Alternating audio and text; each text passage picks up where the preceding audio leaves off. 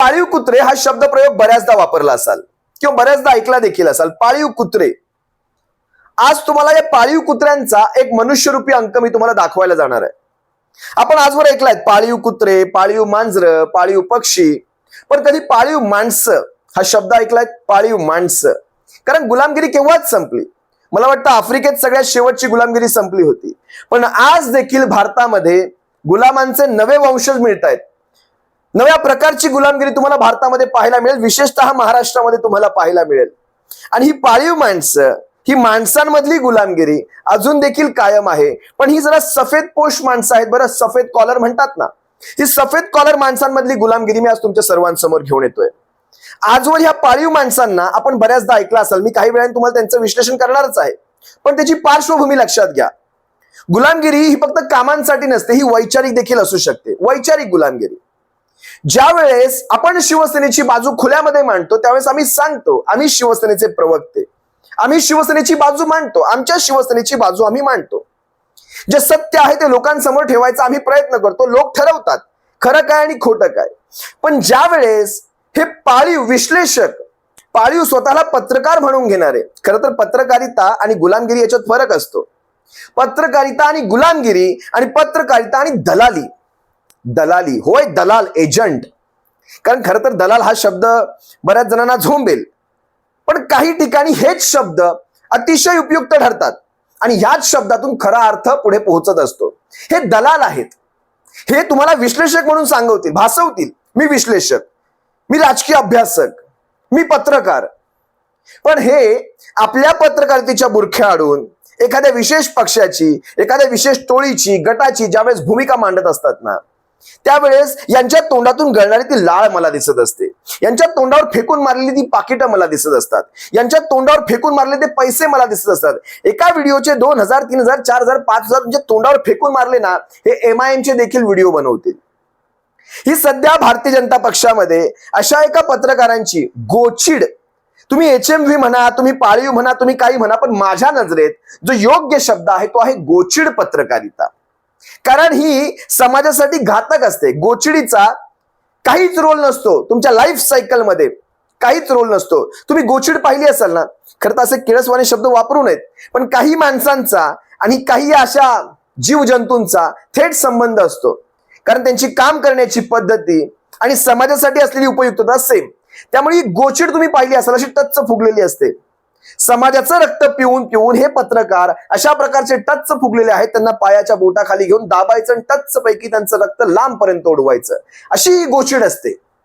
त्या गोचिडीला पायाखाली दाबावंच लागतं.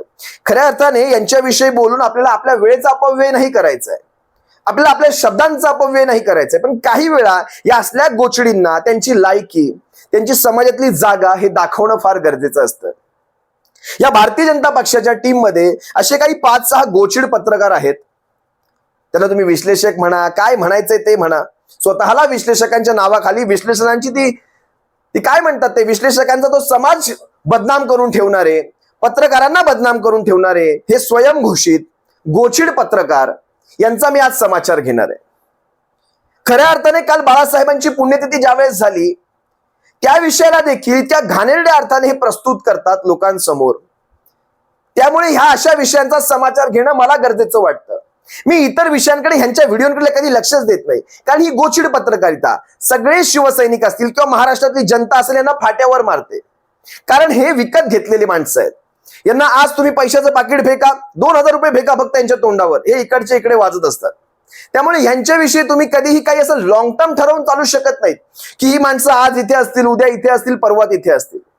खरं तर अशा माणसांनी, जर तुम्हाला तुमच्यात तेवढी धमक असेल तर ज्यावेळेस तुम्ही एखादा कार्यक्रम लावता ना, मी आजकाल ऐकलंय तुम्ही कार्यक्रम लावतायत, बऱ्याच ठिकाणी कार्यक्रम लावतात, मी तुम्हाला थेट स्पष्ट सांगतो, ह्या गोचिड पत्रकारांचा मोहरक्या भाऊ तोरसेकर यांचा मुगॅम्बो, तो कोण असतो, तो शोले पिक्चर मधला सरदार खुशवा, सरदारचं नाव मला काही आठवत नाही शोले पिक्चरचा, पण तो शोले मधला यांचा सरदार हा भाऊ तोरसेकर या गँगचा.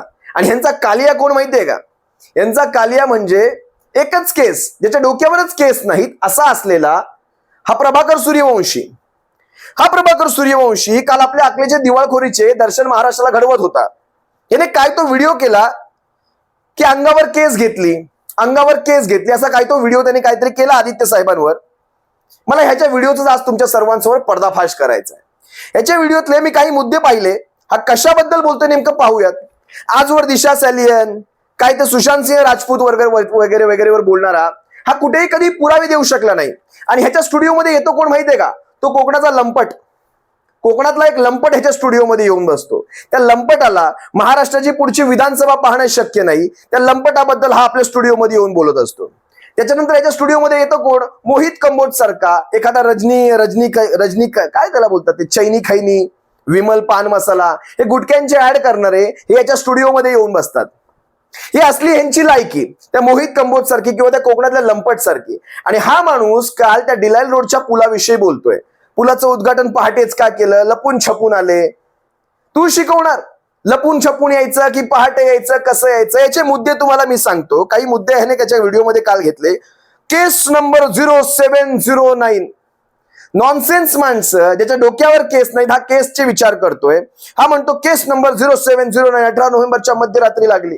याला वेळ तरी माहितीये का? केस नंबर 0709 18 नोव्हेंबरच्या मध्यरात्री लागली की सकाळ उजाडता ती केस रजिस्टर झाली होती, हे तरी आधी माहिती करून घ्या. अरे पत्रकारा, अरे श्वानाच्या दर्जाची ही माणसं, तुम्ही काहीतरी चार भिंतींच्या बाहेर पडा ना.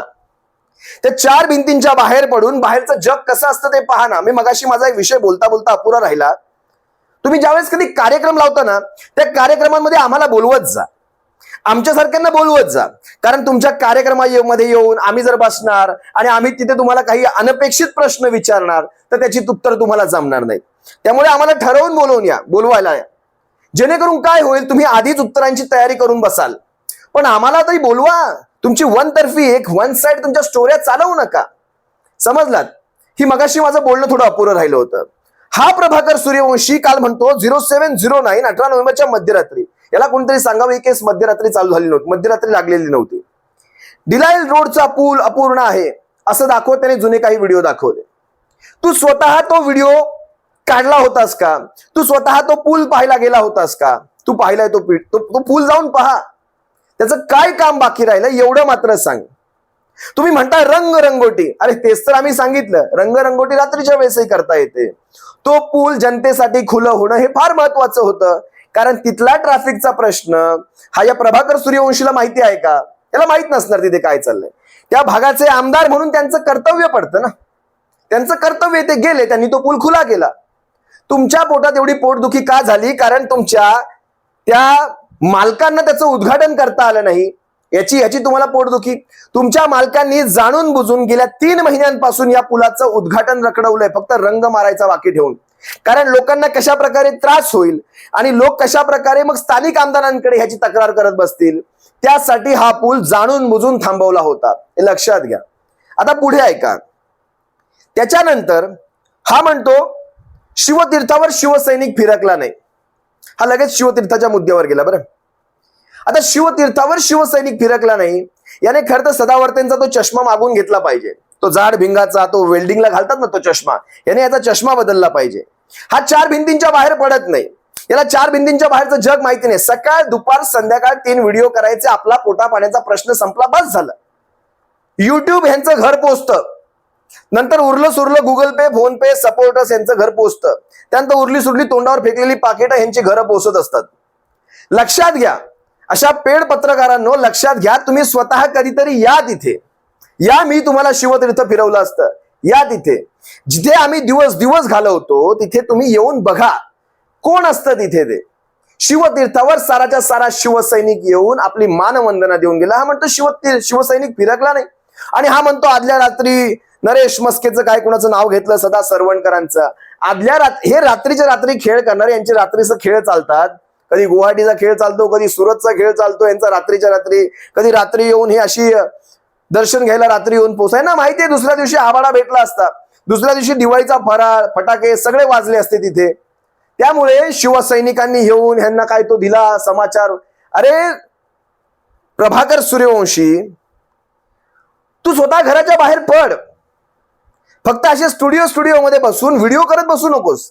स्वतः घराच्या बाहेर पड आणि जी कुठली तुझी चेले मंडळी आहे ना, 3-3.5 लाखांची तुझी चेले मंडळी आहे जमा करून ठेवलेली, गोचिड पत्रकारितांना ऐकणारी ती चेले मंडळी, त्या चेले मंडळींना पण सांग, जरा घराच्या बाहेर पडा.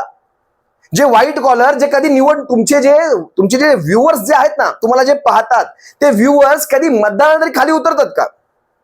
ते कधी निळी शाई लावून तुम्हाला फोटो पण पाठवू शकत नाही. त्यांची मतदान यादीत त्यांची नावं देखील नसतील. हे असले व्ह्युअर्स तुमचे जे तुम्हाला पाहतात ना, ते फक्त असे व्हॉट्सअपवर, ते असे फेसबुकवर येऊन बसणारी ही मंडळी असतात.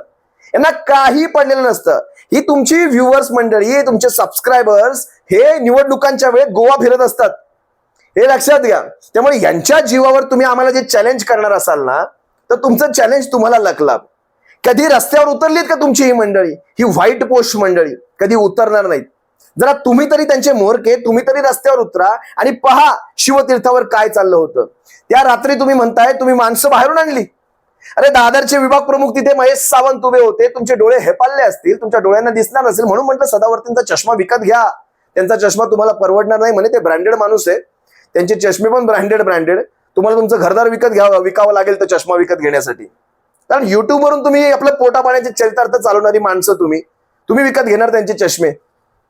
त्यानंतर हा भाई पुढे बचकाने चाळे, याचे शब्द पण भारी भारी असतात. हे मोहल्ल्याचे शब्द कसे असतात, बचकाने चाळे. हे बचकाने चाळ्यांचे शब्द आमच्या समोर वापरू नका. आम्ही इतके कडवट शिवसैनिक आहोत ना, आमच्या तोंडून एखादा असा शब्द निघून जाईल ना, तुमच्या पुढच्या 8 पिढ्यांचा उद्धार होईल. प्रभाकर सूर्यवंशी हा बचकाने चाळे पुढे काय म्हणतोय, बोनसचा निर्णय आधीच झाला होता पण ह्यांनी लागलीच आपलं ट्विट टाकून दिलं. याला एवढं तरी माहिती आहे का, ते सारे बीएसटीचे बीएमसीचे कर्मचारी आदित्य साहेबांची भेट घ्यायला गेले आणि त्यावेळेस ते ट्विट टाकण्यात आलेलं आहे. याला हे माहिती नसेल, बॅकग्राऊंड माहितीच नसतो, हा भलत्यामध्येच चढत असतो. बोनसचा निर्णय आधी झाला, ते कर्मचारी भेटल्यानंतर उभ्या मीडियामध्ये दाखवले गेले कर्मचारी आणि त्यानंतर बोनसचा निर्णय जाहीर झालेला आहे. हा पुढे म्हणतो सीएमओ शासित आहे महानगरपालिका, तुमच्या काळात किती बोनस दिला, जा जरा आकडेवाऱ्या काढ. त्या आकडेवाऱ्यांसाठी आता मी इथे वेळ नाही घालवणार, आकडेवाऱ्या काढ. आणि सीएमओ शासित महानगरपालिका, याचा अभ्यास पहा. आता याचा मी अभ्यासच तुम्हाला सांगतो. प्रशासकीय कंट्रोल असणं, प्रशासकीय अधिकाऱ्यांच्या हातामध्ये असणं, म्हणजे कमिशनरकडे असणं आणि सीएमओ शासित असणं, याच्यामध्ये याला फरक कळतो का, याच्यावर यांचा अभ्यास दिसतो. त्यानंतर त्याने पुलांची यादी दाखवली त्याच्या व्हिडिओमध्ये. मुंबईतल्या अनेक रेल्वे पुलांची नावं दाखवली. मला वाटतं ही यादी याने रात्री कुठेतरी गुगल मारून स्वतःच्या घरात तयार केली असावी. मुलुंडमध्ये जेवढे रेल्वेच्या ईस्ट वेस्टला जोडणारे पूल नाहीत तेवढे मुलुंडमध्ये याने पूल दाखवले. म्हणजे पुलांची संख्या जर 4 असेल तर ह्याने दाखवताना 5 दाखवत असेल. याला हे सुद्धा माहित नाही ग्राउंडवरची रियालिटी काय आहे. शिवमंदिर जवळचा मुलुंडवरचा पूल, LL रोडवरचा मुलुंडवरचा पूल किंवा आणखी कुठलं तरी एका मुलुंडमध्ये जे पूलच अस्तित्वात नाही ते ह्याने लोकांसाठी धोकादायक म्हणून याच्या यादीत दाखवले. हा याचा अभ्यास. म्हणून म्हणत असतो 4 भिंतींच्या बाहेर पड प्रभाकर सूर्यवंशी. आपल्या अकलेचे दिवाळखोरीचे दर्शन महाराष्ट्राला घडवू नका. आणि दुसरे ह्याचं दिवाळखोरीचं दर्शन तुम्हाला अजून सांगतो. हा म्हणतो आदित्य साहेबांनी ह्या जवळपास डझनभर पुलांसाठी का बरं कधी आंदोलन केलं नाही. रेल्वेचे पूल ही महानगरपालिकेची जबाबदारी असते, हे आज कळालं आम्हाला. रेल्वेचे पूल म्हणजे रेल्वेच्या वर ईस्ट वेस्ट जोडणारे जुने इंग्रजकालीन पूल असतात, ब्रिटिशकालीन पूल, ही महानगरपालिकेची जबाबदारी आहे. यांच्यासाठी कधी आंदोलन नाही केलं, हे आज कळालं आम्हाला.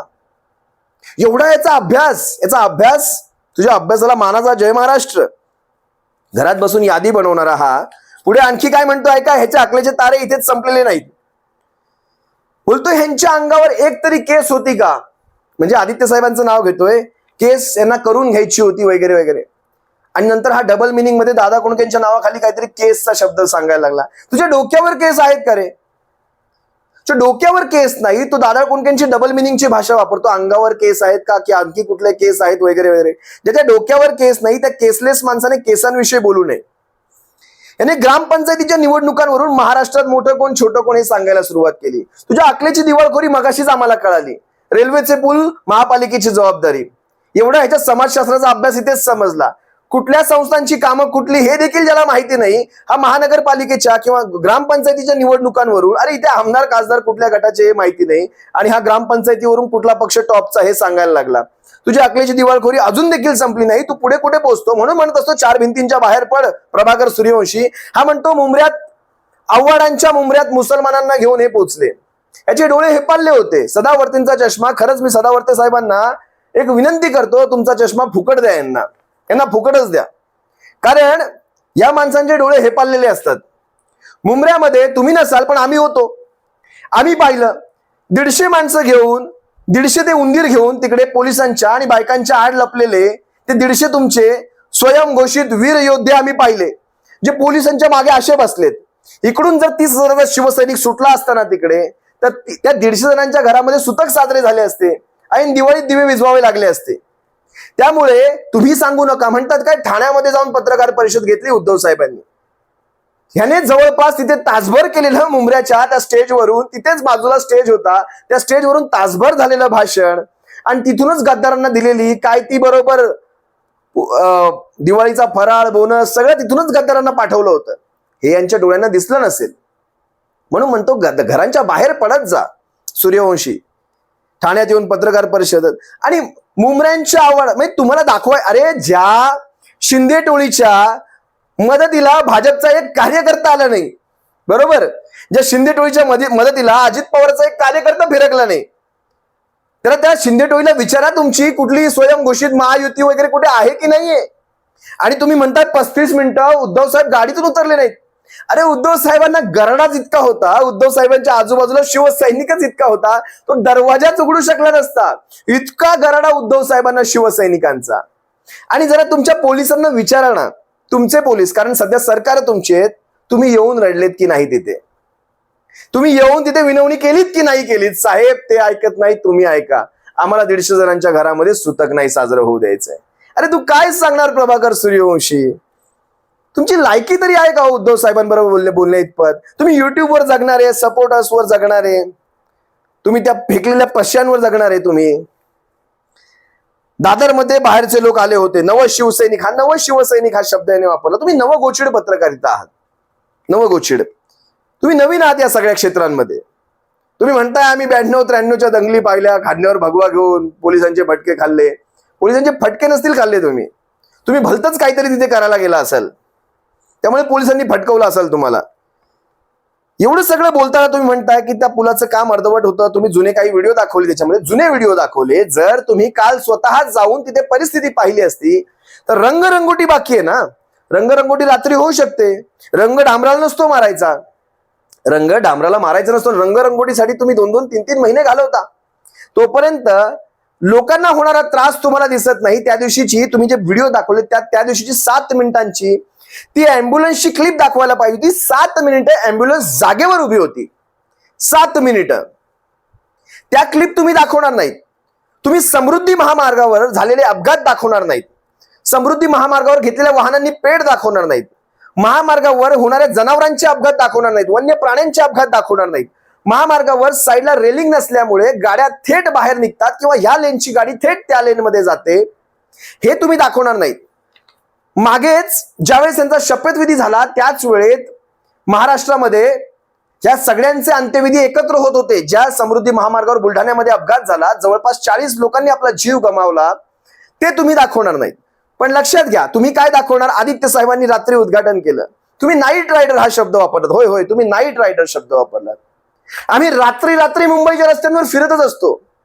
आम्ही रात्री रात्री मुंबईच्या रस्त्यांवर फिरत असतो. पण तुमचे नेते जे चर्सी गर्दुल्ल्यांना रात्री रात्री वाचवायला फिरत असतात, त्यांच्याबद्दल काहीतरी बोला. तुम्हाला दिशा सॅलियन दिसेल, तुम्हाला सुशांत सिंह राजपूत दिसेल, ज्या आरोपांमध्ये बुडाचं काडीचं सत्य नाही, अशा आरोप तुम्ही फक्त बोलघेवडे आरोप करत सुटतात, पण तुमच्याकडे कवडीचा पुरावा नाही. पण त्याच सोबत तुम्हाला पूजा चव्हाण दिसणार नाही, बरोबर? पूजा चव्हाणची केस, ती वाघातली चित्रा, काय चित्रांमधली वाघ, किंवा ती भावना गवळी, किंवा सगळं सोडा, संजय राठोडाबद्दल तुमचं काय मत आहे सांगा ना. या गोष्टी तुम्ही बोलणार नाहीत, पण तुम्हाला बाकी सगळं सुचेल. तुम्हाला देशभरातले विषय सुचतील. तुम्हाला पूजा चव्हाण दिसणार नाही, कारण ती तुमची भगिनी नाही ना. तिकडून तुम्हाला पाकिटं पोचली जात नसतील, तिकडून तोंडावर असं काही फेकून मारलं जात नसेल, बरोबर? या असल्या लोकांनी, 4 भिंतीत राहणाऱ्यांनी, या अशा पेड पत्रकारांनी, गोचिड पत्रकारांनी आम्हाला शिकवावं, उद्धव साहेबांना राजकारण शिकवावं, किंवा काँग्रेसला शिकवतायत किंवा राष्ट्रवादीला शिकवतायत. या पेड पत्रकारांनी एवढं लक्षात ठेवावं, आपले जे व्ह्युअर्स आहेत ना, ते साधे मतदार देखील नाहीत. ते मतदानाच्या दिवशी फिरायला निघणारे ह्या लोकांनी तुमच्या कमेंटच्या खाली काही ना काहीतरी चांगलं वा वा वा वा वेल डन बेस्ट बेस्ट बेस्ट अशा काही कमेंट टाकतात. त्यांना विचारा जरा मतदान तरी करता का, किंवा मतदानाचं कार्ड तरी तुमच्याकडे आहे का? एवढंच बोलतो, जास्त काही शिवसैनिकांनो ह्या अशा गोचिड पत्रकारांना मनावर घेऊ नका. यांचा मुगॅम्बो भाऊ तोरसेकर, यांचे कालिया हे प्रभाकर सूर्यवंशांसारखे या अशा माणसांना जर तुम्ही मनावर घेत राहिल ना, आपली मूळ कार्य बाजूला राहतील. यांना हा भारतीय जनता पक्ष हा कडीपत्त्यासारखा वापरत असतो. स्वाद आना चाहिए, खाली स्वाद. यांना साधं आपल्या कार्यक्रमात बोलून एखादं पाकिट द्या ना, चांगलं भरलेलं पाकिट द्या ह्यांना, आणि म्हणा वर्षभराचा पगार एकत्रच घेतलाय. आता वर्षभर इकडचा तिकडचा कुठलाही विषय करायचा नाही, फक्त आमच्या विषयावर बोलायचं, बाकी कुठलेच नाही. मध्ये मध्ये कुठले विश्रमांचे विषय टाकत असतात, मध्ये मध्ये कुठे समाजकार्य केल्याचं दाखवत असतात. पुढच्या कुठल्याही कार्यक्रमात, पुढच्या मुंबईमध्ये कुठेही तुम्ही कार्यक्रम घ्या, आमच्या कार्यक्रमात आम्हाला यायचंय, आम्ही स्वतः येणार, आम्ही स्वतः याची देही याची डोळा तुमचे विचार ऐकून आमचे कान तृप्त करणार, मग मात्र आमच्या प्रश्नांची उत्तरं द्यायला त्या कार्यक्रमातच तयार राहायचं. आत्ताच मागे कुठेतरी दादर बिदरला कुठेतरी कार्यक्रम घेतला मी ऐकलंय. ठीक आहे, पुढच्या कार्यक्रमात नक्की नक्की येऊ. मग कार्यक्रम आणि कार्यक्रम, तुम्हाला दादा कुणकरचे डबल मिनिंग शब्द फार सुचतात.